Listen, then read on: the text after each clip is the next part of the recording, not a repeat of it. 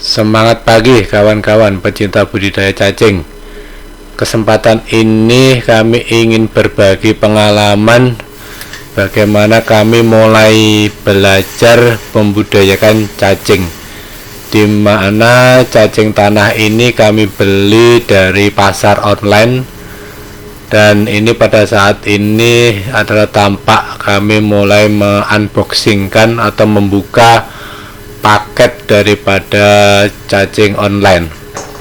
Nah, ternyata paketnya ini cacingnya dibungkus rapat kawan-kawan dengan menggunakan plastik ya, dibungkus sama pihak ekspedisinya, dibungkus dengan plastik yang cukup rapat gitu sehingga kedap udara. Dan ini kemudian setelah kebuka plastiknya, kami lihat packagingnya daripada penjual online cacing tanah ini cukup bagus kawan-kawan, cukup rapi dan kuat ya. Ini diberi kerangka dari keranjang plastik begitu, cukup kuat sih alhamdulillah. Posisinya aman buat cacingnya, jadi tidak akan kena benturan-benturan begitu ya secara langsung.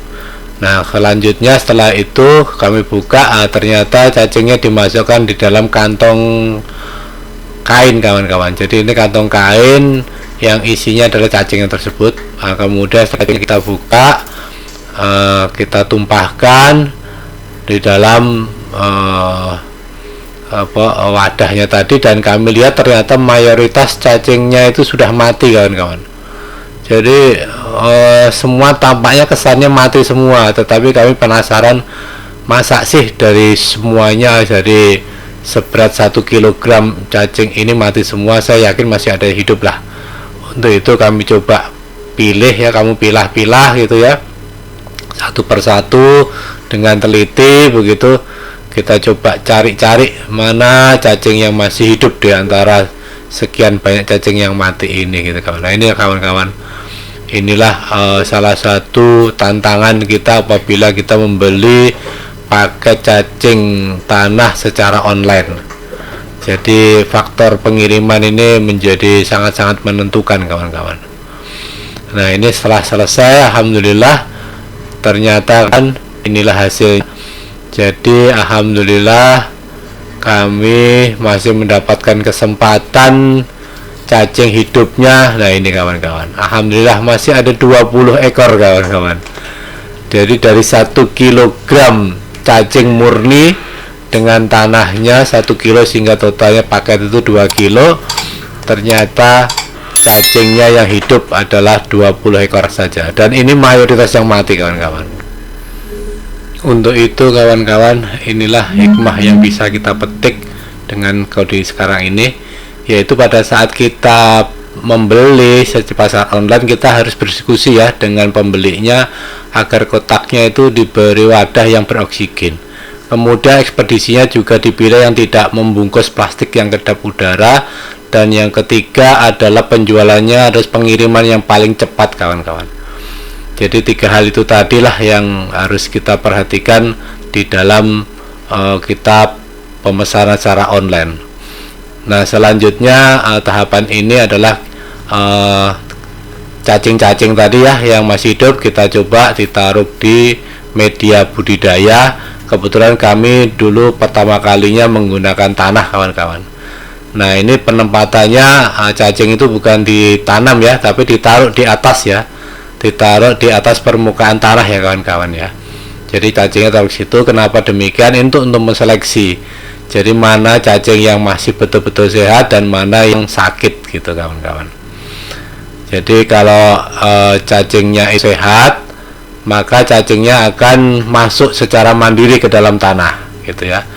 Nah, kemudian kalau cacingnya itu ternyata berdiam diri tetap di atas permukaan tanah, berarti cacingnya itu dalam keadaan sakit ya, atau keadaan sekarat begitu, dan itu kita ambil aja gitu. Jadi tidak akan bisa bertahan hidup lagi itu kawan-kawan.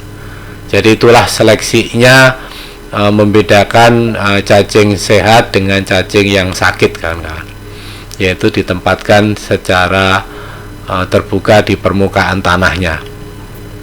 tanah media ya, tanah media budidaya cacing ya. Oke. Nah itu kawan-kawan, alhamdulillah hanya sedikit aja yang mati. Dan ini di hari ke-9 kawan-kawan, kami cek nih apakah cacingnya masih ada atau masih hidup atau enggak ya. Kita penasaran juga pada. Nah ini kita korek-korek dan ternyata alhamdulillah kawan-kawan masih ada cacingnya yang hidup gitu, sehat. Nah inilah kami juga menjadi bersemangat untuk meneruskan belajar budidaya cacing ini. Nah ini kita coba korek lagi tentang di lokasi pakan yang kami berikan, yaitu pakan sayur-sayuran gitu ya.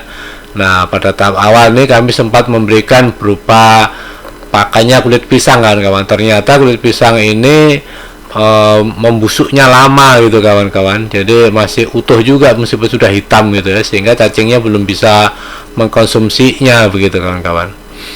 Jadi demikian juga dengan sayur-sayuran segar itu juga begitu kawan-kawan. Nah untuk itulah akhirnya kami berinisiatif untuk membuat pakan yang cepat diserap oleh cacing tersebut, yaitu dari sayur-sayuran yang kami jus gitu kawan-kawan.